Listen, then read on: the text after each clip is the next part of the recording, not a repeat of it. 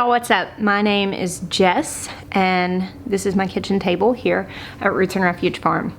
I've been getting a lot of requests lately for cooking videos, and I do not like making cooking videos because I'm cooking a ton right now. Does anybody else feel like you've cooked like 437 dinners in the last 3 weeks? Like, I'm cooking all of our meals every day for my whole household, largely from scratch, and making cooking videos is just kind of another step to that. However, I understand that this is content that goes along with what we're teaching you to do in growing food, and it's something that I do share when I can. Now, if you are looking for a good resource, I'll tell you one of the YouTube channels that I go to and follow on Instagram is Mary's Nest, and she does a lot of like nourishing traditions style cooking, like traditional nutrition, which I really like that, and I really enjoy her videos. So I will point you there and I'll share what I can. The thing that I want to share with you today is not so much a recipe, but kind of a process in cooking. Now, this is how I cook all the time. And so it's very convenient in a situation like right now where you're not just constantly running to the grocery store for little needs, where you're trying to cook out of your pantry and out of your stores. Cooking like this in this time is a convenient thing to know how to do. So I've got everything ready, and I'm just gonna kind of walk you through the process and talk about different ways that you can approach this, because being able to make a big pot of something filling, it's great if you're having to feed a house full. If you've got a lot of people at home, it's also great if it's just a couple of you, because things like this reheat really well. It's all around a great tool to have in your pocket. This is simple farmhouse food, which is what we eat, and it's good to know how to cook it. So this little area smells amazing because I've got all this stuff prepped. I'm gonna just kind of walk you through this and kind of give you some pointers and tips as we go. So if you're a note taker, if you're really trying to learn how to cook this way, I would get a notebook where you can start keeping these things, where you can start writing down tips. I actually have a 3-ring binder that is now a treasure. When I first started to learn how to cook, I would print out recipes that I would try. I would write down notes. Whenever someone gave me a recipe, I would be able to put it in that binder. And now it's just like this massive falling apart thing that's just chock full of wisdom. But having something like that it's just really beneficial if you're really learning how to cook from scratch, because you can take notes, and it's great to just have an actual physical copy of compiling thoughts like that. I know we're all like used to using Pinterest and saving things on our phone, but I think in the kitchen having something physical like that you can pull out and reference and add to is really beneficial. So I have right here a big cast iron Dutch oven. I think it's like 7.5 quarts. 15 years ago when I first started to learn how to cook, one of the first purchases I made at the time was a Dutch oven. It was a smaller one than this, but I used that thing so much, and truly I think it's a great tool to have in your arsenal of kitchen supplies. You don't have to get one of the super nice expensive ones. They may last longer. I know that I've had some that were like cheaper ones that were like in the $30 to $40 range. Sam's Club gets them in yearly and they're pretty cheap, and those are really awesome. The coating tends to chip off after a handful of years. So that's what I've had in the past, and they just might not last quite as long. You might need to be a little bit more ginger taking care of them. For the recipe we're doing today, you don't have to do it in a cast iron pot. You could do it in like an aluminum pot if that's what you have. Just whatever you have is fine. So today we are making a bean soup, and I do recipes like this all the time. We eat a lot of beans in our house because they're really cheap, and that's just something that we've always done, is make meals around stuff like that, beans and squash. And it's so versatile. You can make this kind of meal go in all different kinds of directions depending on how you choose to season it and what you choose to put in it. So I've got my pot, it's heating up right now. I'm gonna put a spoon of coconut oil in this pot because I'm gonna start some aromatics in here. Right here I have 2 very small onions, so like the equivalent of one large onion cut up, just like a yellow onion, and a couple of stalks of celery. And then I also have a few, probably 4 or 5 cloves of minced garlic right here. So the trick to cooking anything like beans is to really rely heavily on aromatics. And right now I understand people are not going to the grocery store a lot, so you might think, well, I can't buy fresh stuff, but onions store really well. That's something that you can keep in a cool, dry, dark place, and they will last a lot longer if you keep them like that. And celery actually lasts a pretty good while in the fridge. Like this celery I bought a couple weeks ago. However, if you are trying to purchase your aromatics and put them up so you don't have to go to the store, you can freeze things like diced onions and celery. They lose a lot of their texture whenever you thaw them out, but they're fine for putting in soups at that point. So if you wanted to go ahead and buy celery and onions and dice them up and freeze them in freezer bags or individual, I've seen people do it in ice trays and stuff like that, you can totally do that.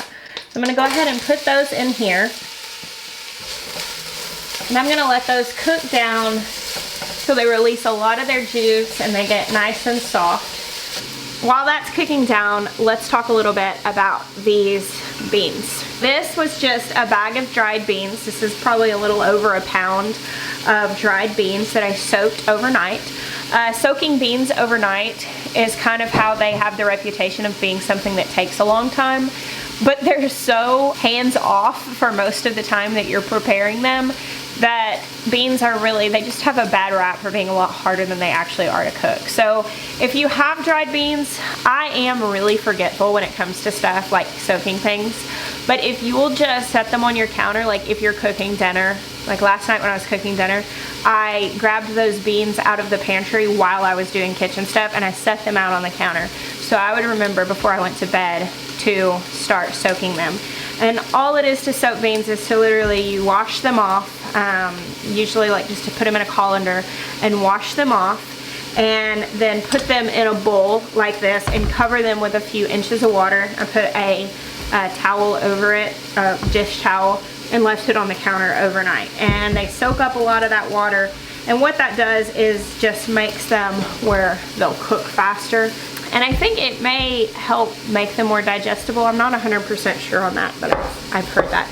So that was about a pound of dried beans. Now it is probably about 6 cups of soaked beans, and that's what's gonna go in this pot. Another thing that I'm going to be putting in this particular soup is a few pieces of bacon. You do not have to put meat in stuff like this, and usually when I do put meat in things like bean soups, it's purely as a seasoning. Like it's never really the star of the pot. Like the whole point of making bean soups is to keep it cheap and easy. And so for me, I might put a few pieces of bacon in for flavoring, but the beans are always the main ingredient in a soup like this for us. This is from one of the hogs that we raised, and what I will usually do is put it in the oven, and I will actually cook multiple trays of bacon at the same time. Like if I'm in the kitchen and I'm cooking something else and I know I'm gonna be in here and not distracted, I'm actually gonna be able to tend it, I'll go ahead and cook a few packs of bacon at once. And you just put it on cookie sheets, you line them with aluminum foil if you want to make it easier, make cleanup easier, and you put it in a 400-degree oven, and it takes about 20 minutes depending on how done you like your bacon. And what we do then is we take it out and we drain it off, let it cool off, and then we just put it in the freezer. And then we have all of this done bacon in the freezer, and you can use that for sandwiches. You can crumble it up on salads. If you're making something like potato soup, you've got the garnish of bacon already done, and you don't have to dirty another pan and go through the process of cooking another thing. And it just overall simplifies all those things that you would be using that in. We put bacon in quiches, and a lot of the ways that we use bacon, we don't sit down and just eat a lot of that at once. We just use a few pieces at a time, seasoning things. And so that's what this is. This is a few pieces of bacon that were cooked in the oven and saved. And I'm just gonna cut these up because this is gonna go into here just to add a little flavor. If you are not a meat eater and you want to add depth or like that smokiness to a bean soup, tomato paste is like where it's at for that. Now I also add tomato paste into mine, but if you're not eating meat but you want to add that depth, this is a really great thing to add. And you just add like a tablespoon or two. I like to purchase tomato paste in tubes like this. This particular one is from Whole Foods, but most places sell them. Sometimes they're not by the tomatoes for some reason. Sometimes it's like in the imported food area. Sometimes it's by the tomatoes, but these little tubes of paste are great because a lot of recipes only call for like a tablespoon of tomato paste, and if you're buying it by the can, you end up wasting half the can. So this is a really great way to have it. Another thing, if you are growing your own tomatoes, you can actually dehydrate the tomatoes in like your dehydrator and then grind them down into a powder and use that as you would tomato paste, and it's going to add that depth and deep flavor without watering it down, same as tomato paste. It's late in the, it's not late in the year, it's only April, but it's late in the like gardening year from saving things. We're at the end of what we saved last summer, and I don't have any of that left at this point, so I'm using store-bought stuff.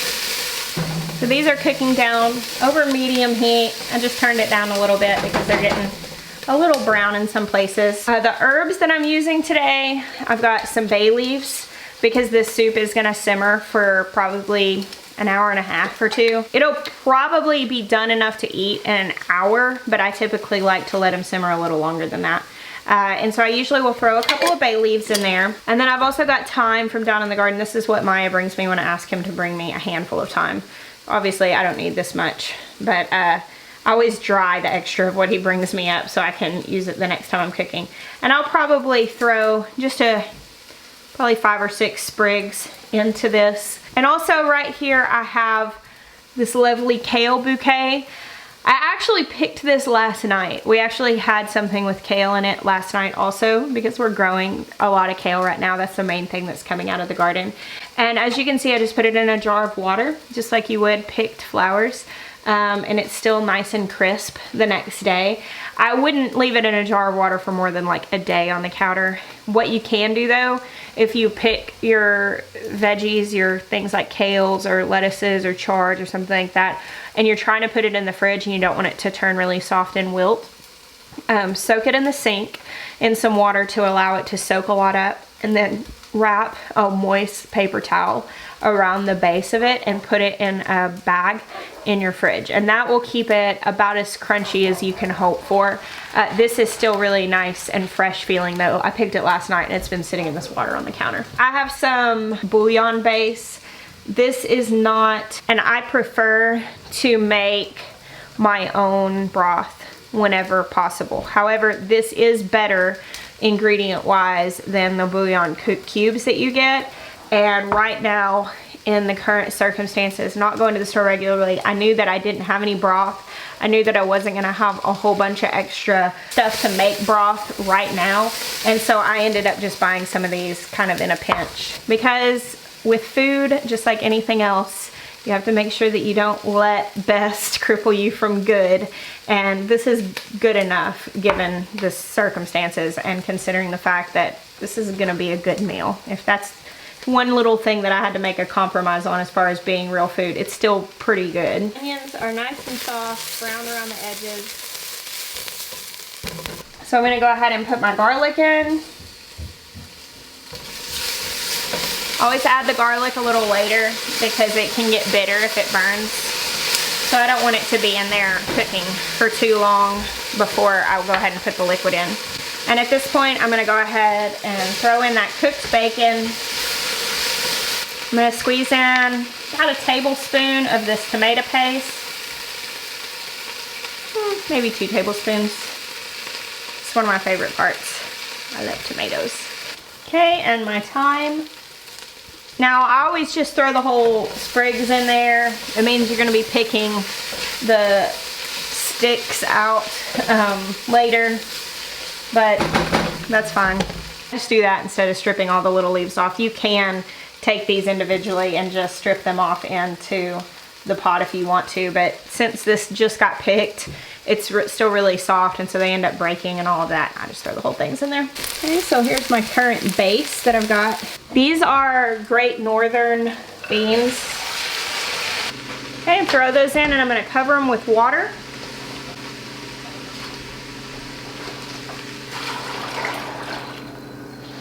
That was about 8 cups of water. So you just wanna cover it by like an inch or so of water. It really depends on how brothy you like your soup. You could do a little bit more than that if you wanted to. And at this point, I'm gonna go ahead and put in a spoon of this bouillon base. If I had it at this point, I would have used broth instead of water. You can use vegetable broth in this or chicken broth. That's just your preference. You could use just water also. With that tomato paste in there and with all those aromatics, it would probably be fine, but you're just gonna have more depth to your soup if you use some sort of broth. Put a couple of bay leaves in.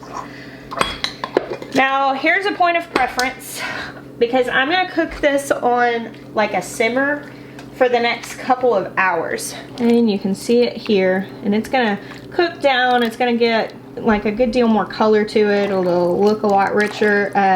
The beans obviously are hard right now. They're gonna get good and soft. If I were just cooking this soup for myself, I would not add this kale in until about 15 minutes before I was gonna eat it, because I would want this kale to be nice and fresh and bright and maybe still have a little bit of crunch to it.